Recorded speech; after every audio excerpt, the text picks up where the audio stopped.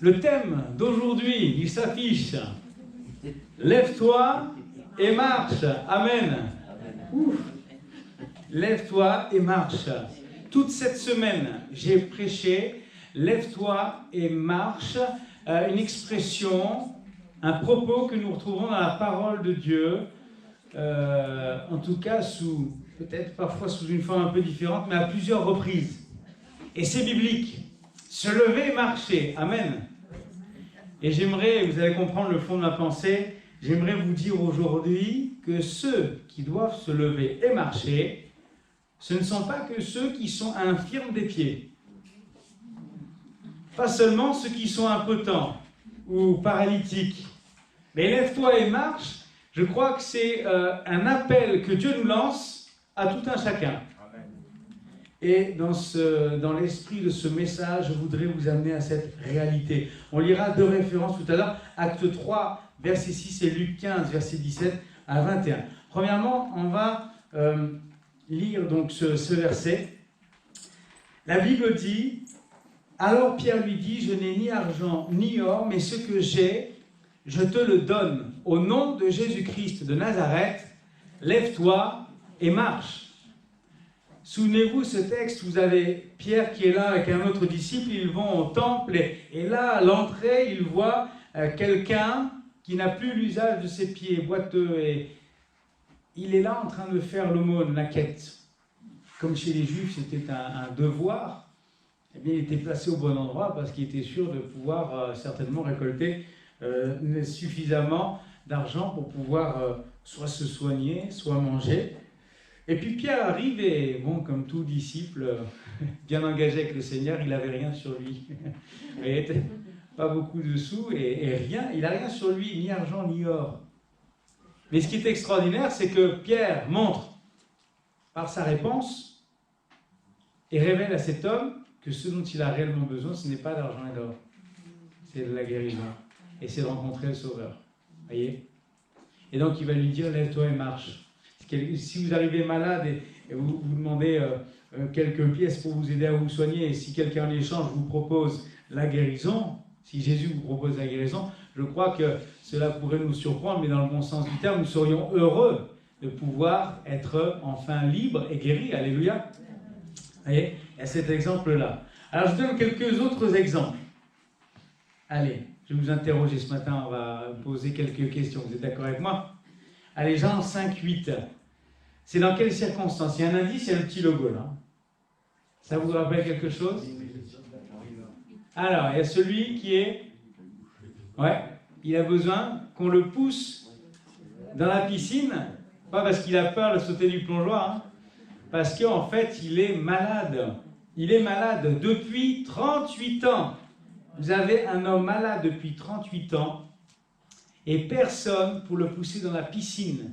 La piscine qu'un ange vient de temps en temps agiter, il vient agiter l'eau et le premier qui plonge est guéri. Voyez ? Et lui, certainement, il doit avoir l'infirmité dont il était touché, devait probablement toucher son corps, sa mobilité, ses jambes, que sais-je. Et il ne pouvait pas se jeter dans l'eau. Et donc Jésus va le rencontrer. Jésus va le rencontrer, il va lui dire, lève-toi, lui dit Jésus, prends ton lit et marche. Pas besoin de passer par la piscine. C'est comme celui qui a la porte du temple, il attendait l'argent, mais il n'a pas eu l'argent. Et oui, Seigneur, des fois, nous ne donne pas ce que nous voulons, mais il sait ce dont nous avons besoin. Alléluia. Et il a offert la guérison. Et ici, pareil, cet homme-là ne s'attendait finalement qu'à quelqu'un puisse le pousser un jour ou l'autre. Jésus est allé beaucoup plus loin. Il n'avait même pas besoin d'être poussé, il avait besoin de rencontrer le Sauveur. Et Jésus l'a guéri. Alléluia. Prends ton lit et marche. Allez, un autre. Celui-ci est facile, on l'a vu toute la semaine. Pour ceux qui étaient là en semaine. Luc 5, 23. Il est question du paralytique qui descend finalement par le toit à l'aide de 4 amis, puisqu'il est sur son lit, et que la foule est là. Ils ne peuvent pas entrer. Et je le disais cette semaine, alors, découragés, ils sont repartis chez eux. Non, pas du tout. Le texte biblique ne nous dit pas cela. Ils sont arrivés devant une foule innombrable qui est là, dans la maison, en dehors de la maison, et qui bloque l'accès. Jésus est dedans en train d'enseigner et de prêcher. Alors, par la foi, ils vont passer par le toit, descendre le lit comme ça devant, et Jésus va lui pardonner ses péchés et il va le guérir. Alléluia. Et il va lui dire, lequel est le plus aisé de dire, quand il s'adresse aux pharisiens, tes péchés te sont pardonnés, ou de dire, lève-toi et marche. Et c'est ce qu'il dira à ce paralytique, de prendre son lit, de se lever, de prendre son lit et de rentrer dans sa maison. Voilà. Un autre exemple. Acte 3, verset 6, on l'a lu à l'instant. Je n'ai ni argent ni or, mais ce que j'ai, je te le donne, au nom de Jésus-Christ de Nazareth. Lève-toi et marche. C'est l'homme boiteux de naissance à l'entrée du temple. Comme quoi, il y en a des exemples dans la Bible, où finalement, les disciples, Jésus, vont demander à des hommes, des personnes, de se lever, de marcher et de repartir transformés, guéris, bénis, changés. Alléluia. On prend déjà conscience, et j'imagine que vous prenez conscience avec moi, frères et sœurs, que l'importance pour nous de se lever et de marcher. Amen. Je vous donne d'autres exemples. Celui-ci. En Marc 10, verset 50. Vous avez l'aveugle au bord du chemin. Il est là, et au verset 50 précisément, il est écrit « L'aveugle, en entendant Jésus passer, et lui dit « Fils de David, aie pitié de moi ». L'aveugle jeta son manteau, et se levant d'un bond, vint vers Jésus. C'est ce qui finalement lui a permis d'obtenir la grâce du Seigneur, d'être guéri et d'être sauvé aussi, puisqu'il va suivre Jésus à partir de ce moment-là. Mais il a fallu qu'il fasse un bond et qu'il approche de Jésus, se lever et marcher vers celui qui était pour lui la seule solution. Allez, un dernier. Acte 14, verset 10. Si vous connaissez bien le texte, plus dur, hein. Il faut bien une petite question difficile de temps en temps. C'est l'homme impotent qui se trouve à Lystre. Vous voyez, Lystre, une région montagneuse. Les gens d'origine asiatique vivaient là-bas, tout cela, et l'Empire romain avait établi certains bastions pour pouvoir contrôler et mettre de l'ordre. Et il y aura dans cette région-là, eh bien, un homme impotent. La Bible dit, acte 14, je vais lire les versets 8 à 10. À Lystre se tenait assis un homme impotent des pieds, boiteux de naissance, et qui n'avait jamais marché. Il écoutait par l'épaule. Et Paul, fixant les regards sur lui, et voyant qu'il avait la foi pour être guéri, dit d'une voix forte, « Lève-toi droit sur tes pieds », et il se leva d'un bond et marcha. Alléluia. Je crois qu'on peut dire gloire à Dieu ce matin. Amen. Il n'a jamais marché depuis sa naissance. Il ne sait pas ce que c'est. C'est comme l'aveugle de naissance. Il ne l'a jamais vu. Et là, il y a un miracle. Paul lui dit d'une voix forte, « Lève-toi droit sur tes pieds ».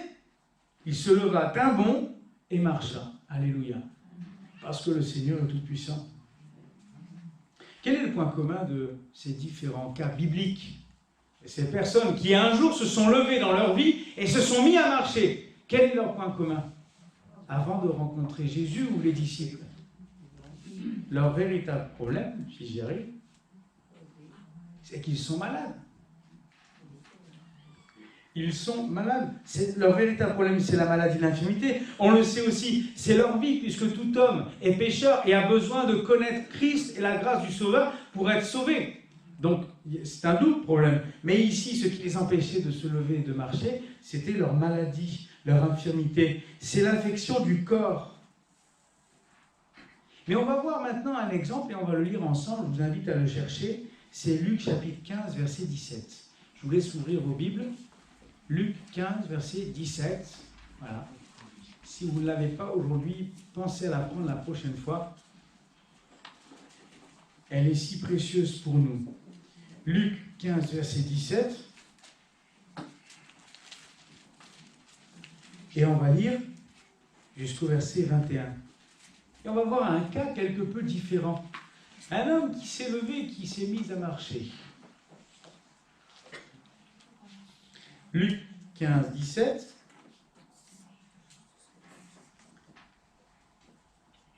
Étant rentré en lui-même, le fils prodigue, il se dit, Combien de mercenaires chez mon père ont du pain en abondance, et moi, ici, je meurs de faim. Je me lèverai, j'irai vers mon père, et je lui dirai, mon père, j'ai péché contre le ciel et contre toi. Je ne suis plus digne d'être appelé ton fils. Traite-moi comme l'un de tes mercenaires. Et il se leva et alla vers son père. Comme il était encore loin, son père le vit et fut ému de compassion. Il courut se jeter à son cou et le baisa. Le fils lui dit, mon père, j'ai péché contre le ciel et contre toi. Je ne suis plus digne d'être appelé ton fils. Amen. Nous avons ici l'exemple d'un homme qui, dans sa vie, a eu besoin de se lever et de marcher. Est-ce que son problème était le même que les différents cas que nous avons vus juste avant? Non. Ses pieds fonctionnaient bien, il n'était pas infirme, pas malade semble-t-il, mais il a fallu pour lui se lever et marcher. Je reviens à ce que je disais tout à l'heure. Je suis convaincu que personne ne pourra dire ce matin, mais ce message ne me concerne pas. Peut-être que tu es vraiment touché dans tes pieds, dans tes jambes, et que tu as des difficultés à marcher. C'est aussi une parole pour toi ce matin. Le Seigneur veut te guérir et veut te permettre de marcher comme il faut. Amen. Amen. Et peut-être que tes pieds fonctionnent très bien, mais que tu es immobilisé depuis un long moment. Et je voudrais parler de la vie spirituelle aujourd'hui. Peut-être que tu as besoin de prendre conscience que tu t'es arrêté et que le Seigneur t'invite à te lever et à marcher aujourd'hui. Amen. Tu n'es pas impotent physiquement, mais peut-être spirituellement. Tu es malade et tu as été touché. Et tu es impotent aux yeux du Seigneur. Et le Seigneur ne veut pas te laisser dans cette situation. Ici, nous avons un homme, un fils, le fils prodigue, tel qu'on l'appelle dans la parole de Dieu, dans ce texte qui est connu dans Luc 15. Ce qui est intéressant, c'est de lire tout le chapitre, avec toutes les paraboles qui y sont, mais celle du fils prodigue, un peu plus tôt, je ne l'ai pas lu, il, en fait, un jour a souhaité demander à son père la part de son héritage. La majorité à peine accomplie, peut-être, je ne sais pas. Il a cru pouvoir s'en sortir seul dans la vie, il a pris son héritage, faisant fi de sa famille et partant pour un pays, partant pour un endroit loin que même le père ne savait pas. Et puis il a tout dilapidé, il a tout dépensé, il s'est fait beaucoup d'amis un temps, et puis quand il n'y avait plus rien, il n'y avait plus d'amis. Les amis étaient scotchés derrière chaque pièce, ils sont partis aussi vite que les pièces. Mais pourquoi à un moment donné s'est-il levé, a-t-il eu besoin de se lever? Ce qui prouve bien qu'il était au plus bas,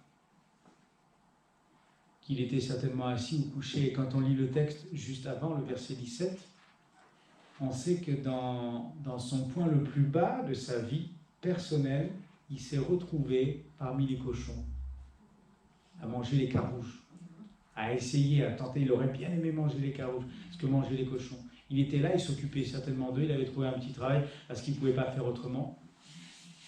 Il s'est retrouvé au plus bas, dans le sens physique, mais dans le sens moral aussi, et très certainement dans le sens spirituel. Il avait tout perdu. C'était la déchéance. Il a été déchu par sa propre faute, par ses propres choix, parce qu'il s'est trompé, parce qu'il a fait erreur. À qui n'arrive-t-il jamais de se tromper? Personne ne lève la main. Bon. On s'est tous trompés une fois dans sa vie. Est-ce que le vrai problème est de se tromper? C'est grave, mais ce n'est pas tant le vrai problème. Le vrai problème, c'est qu'une fois s'être trompé, c'est de ne pas reconnaître son erreur et de ne pas marcher en droiture de vie devant le Seigneur après cela. Et ça, c'est important. Et ce jeune homme-là, finalement, tout d'un coup, a ouvert les yeux, comme si jusqu'à présent, il avait été aveugle, et dans sa condition la plus basse, mis à l'ordre des animaux, dans la boue, sans savoir depuis combien de jours il ne s'était pas lavé, le texte ne le dit pas. Il a été au plus bas. Et il ne lui restait que sa pensée et sa réflexion. Jusqu'à un moment donné où, le Seigneur le dit dans le texte, il est rentré en lui-même.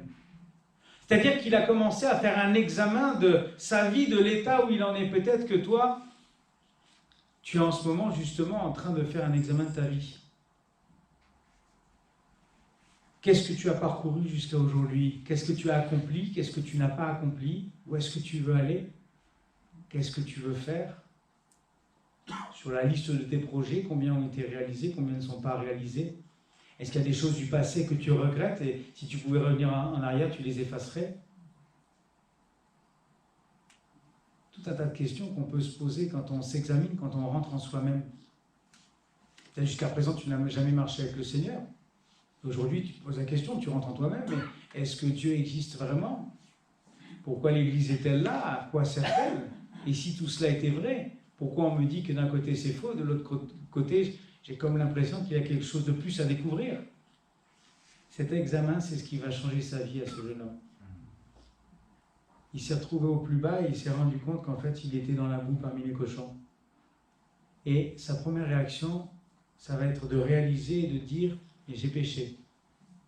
J'ai péché contre mon Père, j'ai péché contre le ciel et contre mon Père.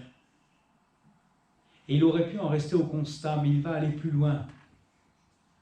Et ce qui se passe dans sa tête, son examen va l'emmener plus loin, va l'emmener physiquement à entrer en action. Et quelle est la réaction physique, mobile de cet homme-là? Ça va être de se lever de la déchéance dans laquelle il est tombé, de cette vie de péché dans laquelle il se vautrait. Il va se lever, il va marcher en allant vers son Père et il va lui demander pardon. Alléluia! Quel enseignement! Oui, Dieu relève celui qui est boiteux et il le guérit. Celui qui est malade et qui ne peut pas aller dans la piscine, Jésus le guérit, il prend son lit et il marche. Mais il nous a tous un jour appelés à nous lever et à marcher vers lui. Et je voudrais le rappeler ce matin. Finalement, je me suis rendu compte, dans l'esprit, la conduite de l'esprit, ce message, celui de la semaine dernière, celui d'avant, sont tous liés. Il y a, pour moi, quelqu'un, ou peut-être même plusieurs personnes, qui ont besoin véritablement d'abandonner une vie de péché, de se lever et d'aller vers Christ. Peut-être que tu ne connais rien à Dieu et aujourd'hui je te le dis, tu es pécheur. Parce que c'est la Bible qui le dit. Et le péché condamne celui qui est pécheur. Il le condamne à mort. Le salaire du péché, c'est la mort. Pas la mort physique, telle qu'on l'entend, la première mort. Il est question d'une seconde mort. Où tu iras plus tard? Il y a le ciel et il y a le feu de la géhenne, ce que les gens dans le monde appellent l'enfer. Il y a une issue à notre vie. Et c'est notre âme qui est en question. Peut-être que ça fait des années que tu connais le Seigneur, mais que tu as baissé les bras, et que connaissant la vérité, la loi et la grâce, connaissant tout cela, malgré tout, aujourd'hui tu es tombé, tu t'es vautré dans la boue. Bien que tu sois chrétien ou que tu te dises chrétien, bien que tu ailles à l'église, bien que tu pries quelquefois de temps en temps, il y a un péché ou des péchés dans ta vie qui aujourd'hui te mettent à terre. Dieu t'invite à te lever, à t'examiner, te lever, à marcher vers Christ, pour retourner vers son pardon. Alléluia. On ne pourra pas progresser, frères et sœurs, si on ne se sanctifie pas et si l'Église ne cherche pas à se parer pour l'époux, pour Christ. C'est important pour nous. Son problème n'était pas d'ordre physique. Le problème de ce jeune homme, c'est le péché. Alors j'aimerais te poser quelques questions ce matin. Depuis combien de temps es-tu figé? Qu'est-ce qui t'a figé? Pourquoi? Par qui? Par quoi? Étais-tu fatigué? Avais-tu besoin d'un temps de repos? J'entends souvent cela. Est-il bon pour toi de rester assis ou couché plus longtemps?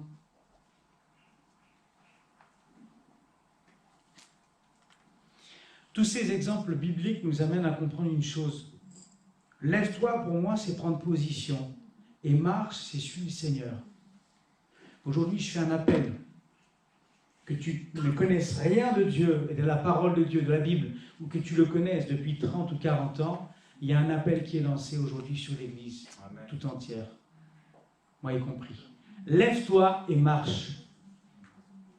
Est-ce que tu vas enfin finir par prendre position, te lever et dire maintenant, c'en est fini, je ne vais pas rester là plus longtemps, j'ai échoué, je connaissais le Seigneur et je me suis peut-être éloigné, ça fait 10 ans, 5 mois, des fois c'est physiquement, tu n'es plus à l'église, d'autres fois tu es à l'église, mais sans y être. Tu es présent physiquement, mais tu n'es pas présent avec le Seigneur, tu n'es pas disposé. Prends position, ensuite marche, suis le Seigneur.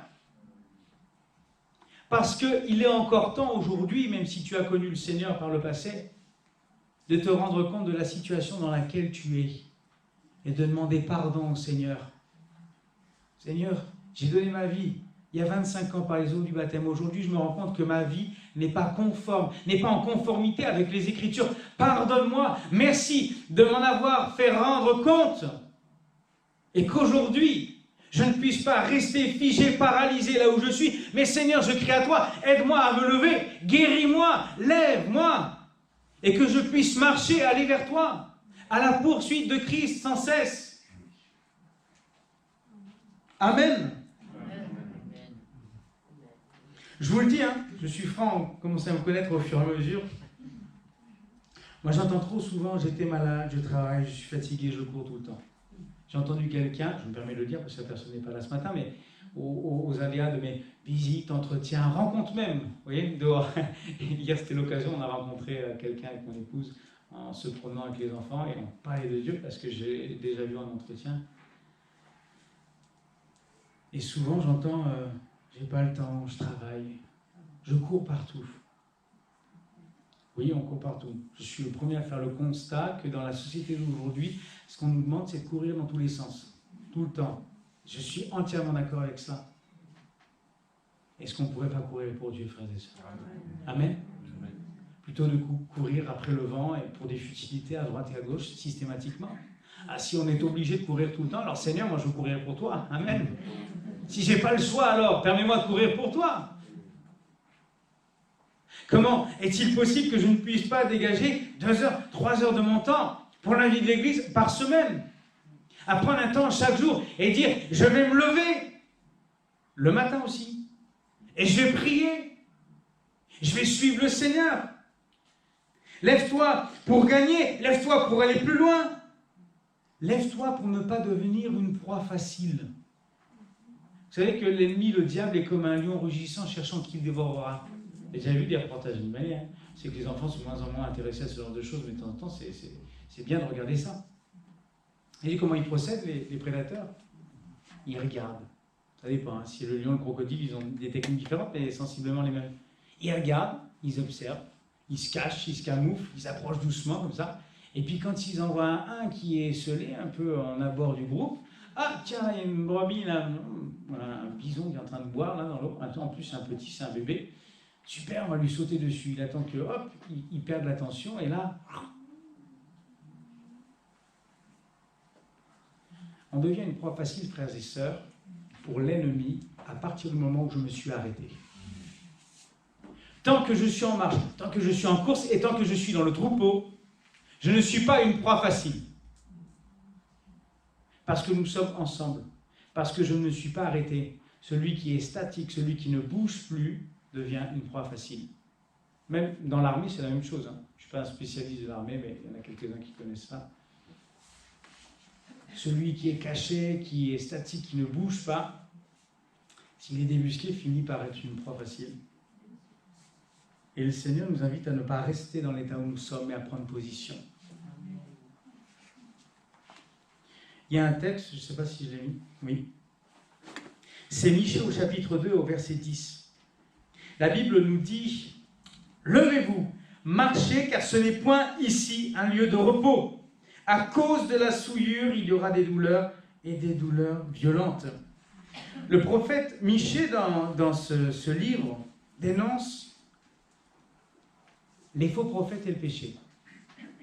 Il dénonce beaucoup de choses, mais il va dénoncer les faux prophètes et le péché. Au verset 11, je ne l'ai pas affiché là, mais au verset 11 de Michée 2, relisez Michée, c'est intéressant. Au verset 11, c'est écrit « Si un homme court après le vent et débite des mensonges, je vais te prophétiser sur le vin, sur les boissons fortes, ce sera pour ce peuple un prophète. » Vous voyez, il fait même preuve d'une touche d'humour, de dérision, Michée.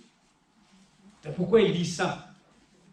Parce qu'il est face au peuple qui, à un moment donné, je vous rappelle, la mission de Michée, c'est d'annoncer le jugement divin sur Juda, et notamment quelque temps avant l'invasion babylonienne, dans le contexte historique. Et là, puisque Michée, ce que Michée annonce par les prophéties que Dieu lui donne, l'Éternel Dieu Tout-Puissant lui donne, ne convient pas au peuple, alors, eh bien, le peuple a choisi d'entendre des choses qui lui plairont. Et il va dénoncer des faux prophètes qui ont, semble-t-il, aussi des problèmes avec le vin. Et il va dénoncer le péché, voyez. Comme aujourd'hui, les gens qui se donnent des foules de docteurs, voulant entendre des choses agréables. Il va plus loin aussi au verset 6. Il proclamera la vérité, celle que beaucoup ne veulent pas entendre, je disais. C'est écrit au verset 6 de Michée 2, « Ne prophétisez pas, disent-ils, qu'on ne prophétise pas de telles choses. Les invectives n'ont point de fin. » Voyez ? À un moment donné, il était même défendu de dire la vérité au travers des prophéties. C'était trop choquant, trop brut, trop dur. Michée va rester fidèle au Seigneur. Et il annoncera la parole du Seigneur, ce qu'il a reçu sur son cœur, divinement averti, rempli de l'Esprit de Dieu. Et il ne dérogera pas à cette parole divine. Parce que je crois qu'il vaut mieux plaire à Dieu que de plaire aux hommes. Et ceci au bénéfice de Dieu comme au bénéfice des hommes. On peut être déplaisant envers des personnes et finalement être à leur bénéfice. Parce que lorsque on va avertir un frère et une sœur qui est dans le trouble, dans la difficulté, ou qui n'ira être dans le péché, ce sera pour lui l'occasion de revenir sur le droit chemin. Ah oui, certes, nos propos déplairont au départ, mais s'il y a une rentrée en soi-même de celui qui entend et qui écoute, s'il y a les deux genoux pliés à terre en demandant pardon au Seigneur pour la vie qui a été menée jusqu'à présent, ou pour l'échec ou la chute qu'ils ont subi, alors ne sont-ce pas ceux qui reviendront vers le Seigneur et qui auront trouvé la vie éternelle? Devons être courageux, faire preuve d'amour toujours, mais sans oublier sa fidélité au Seigneur. Michée l'a été, je remercie le Seigneur, nous avons laissé cet exemple encore une fois. Regardez Paul qui parle. Philippiens chapitre 3, versets 12 à 14, c'est affiché, je le lis avec vous. Ce n'est pas que j'ai déjà remporté le prix, ou que j'ai déjà atteint la perfection, mais je cours pour tâcher de le saisir, puisque moi aussi j'ai été saisi par Jésus-Christ. Frère, je ne pense pas l'avoir saisi, mais je fais une chose, oubliant ce qui est en arrière, me portant vers ce qui est en avant. Je cours vers le but pour remporter le prix de la vocation céleste de Dieu en Christ. Amen. Gloire à Dieu. Si tu es assis spirituellement, voilà, ceux qui sont au fond ne verront plus. Un petit peu. Si tu es assis dans ta vie spirituelle, comment comptes-tu franchir la ligne d'arrivée? Vous avez vu au JO, là, derrière leur ligne blanche, à regarder au millimètre près si les doigts sont bien placés, et ils sont prêts à partir. Quand le coup de feu résonne, c'est parti. Ça n'avait aucun qui joue à la dinette en attendant derrière sa ligne. Si je suis assis, frères et sœurs, comment je fais pour franchir la ligne d'arrivée qui est là-bas? Dieu nous demande, et Paul le rappelle, qu'il faut se lever, qu'il faut marcher. Et Paul va plus loin encore, parce qu'après la marche, il y a le trot. Non, ça c'est pour les animaux. Il y a la course. La course, jusqu'au bout. Il le dit lui-même. Je cours vers le but, et il dit, je ne pense pas l'avoir saisi. Il n'a pas atteint la perfection, mais il court, sans jamais s'arrêter. Il n'est pas une proie facile parce qu'il court, parce qu'il veut atteindre le but, parce que ses yeux sont fixés sur Jésus, parce que dans sa vie, il s'est levé et qu'il a marché, il s'est mis ensuite à courir, et il va vers le but. Galates 5, verset 7. Paul toujours nous rappelle ceci. Vous courriez bien. Qui vous a arrêté pour vous empêcher d'obéir à la vérité? Cette influence ne vient pas de celui qui vous appelle. Je me lève et je marche parce que j'ai été appelé. À quoi as-tu été appelé? Dieu nous appelle au salut, à être sauvé. Celui qui t'appelle pour t'offrir ce cadeau merveilleux, vas-tu rester assis? Vas-tu laisser la porte de ton cœur, la porte de ta maison fermée? Et il pose cette question aux Galates. Qui vous a arrêté, vous empêchant d'obéir à la vérité? Vous connaissez l'expression? L'avenir appartient à ceux qui se lèvent tôt. Même les gens du monde, ils ont quand même compris qu'il fallait se lever à un moment donné. Moi, je pense davantage que, malgré qu'il soit bon de se lever tôt, il est important de se lever. Et j'irais même jusqu'à dire de se relever pour le Seigneur. Et de courir vers le but que la parole a fixé à nos vies. Amen. Il y en a peut-être ce matin qui sont tombés, ils sont blessés, qui sont assis, fatigués, épuisés, qui ont juste voulu peut-être prendre une pause et regarder le paysage chatoyant du bord du chemin. Mais ce matin, je t'invite à te lever, à marcher, comme l'aveugle l'a fait, à suivre Jésus-Christ. Si tu penses ne plus avoir la force, crie à l'Éternel. Je termine avec ce verset. C'est David qui parle dans un psaume, le psaume 17. David, il dit, lève-toi, au verset 13, pardon. Lève-toi, Éternel, marche à sa rencontre, renverse-le, délivre-moi du méchant par ton glaive. David va encore une fois, comme dans de nombreux psaumes, exprimer sa confrontation à ses ennemis, ses doutes, ses peurs, ses angoisses, les poursuites qu'il vit sans cesse et qui, à un moment donné, aimerait que ça s'arrête. Il dira, les ennemis sont nombreux contre moi et ils se lèvent. Et dans ce moment, il dit probablement, comme s'il n'avait plus de force, Seigneur, moi j'ai plus de force, je crie à toi. Il va dire, à Dieu, il va dire, lève-toi, Éternel, marche à sa rencontre.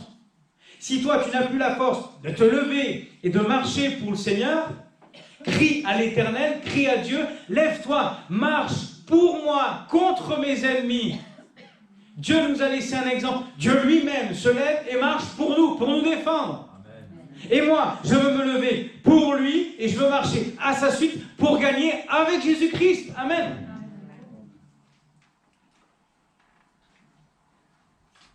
Alors réclame le secours à l'Éternel. Prends position.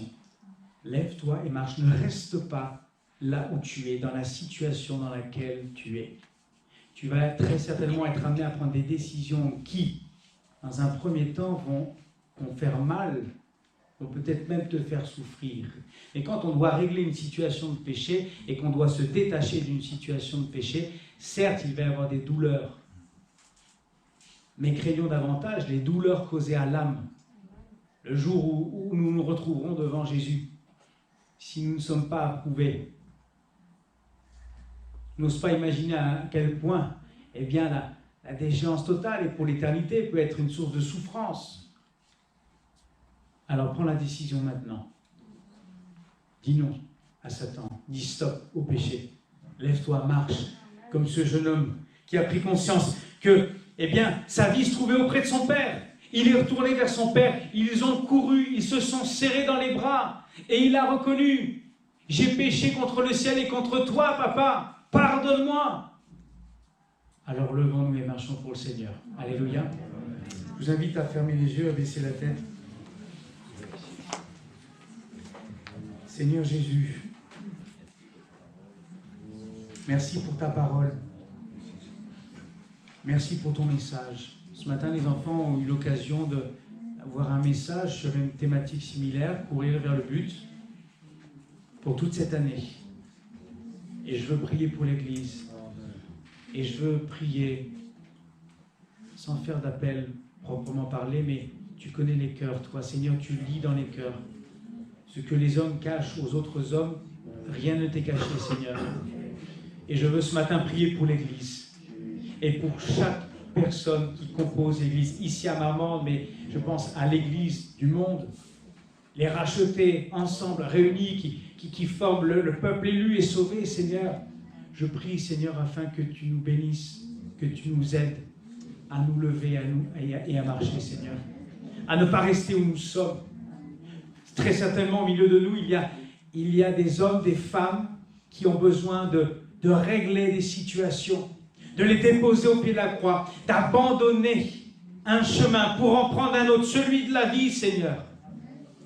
Aujourd'hui, je prie pour que ce choix ne se fasse pas plus tard, qu'il ne soit pas différé et reporté, mais aujourd'hui, Seigneur, quoi qu'il en coûte, quelles que soient les douleurs qui finalement se révéleront superficielles parce qu'elles ne sont que terrestres, je prie, Seigneur, que ton Église se lève et court, marche vers le Sauveur.